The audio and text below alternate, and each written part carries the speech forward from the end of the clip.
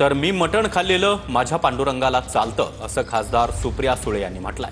काय खायचं ते खा, पण सांगण्याची गरज नाही असं प्रवीण दरेकरांनी त्यावर म्हटलंय। तर सरकारनं कुणी काय खावं यात जास्त लक्ष देण्याची गरज नाही असं मंत्री छगन भुजबळ म्हणाले। बोलावं पांडुरंगाची मी रामकृष्ण हरिवाली आहे, फक्त माळ घालत नाही कारण कधी कधी खाते, मग खरं बोलते बाई, मी काय त्यांच्यासारखी खोटी बोलत नाही। आणि खाल्लं माझा पांडुरंगाला चालतंय, तुम्हाला काय प्रॉब्लेम आहे?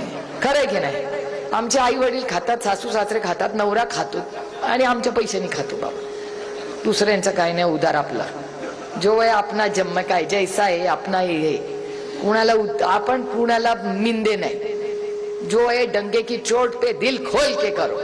मला वाटतं कोणी काय खायचं ते खा, बंदी नाही, परंतु त्याचं अशा पद्धतीनं उदात्तीकरण करून सांगण्याची काही आवश्यकता नाही।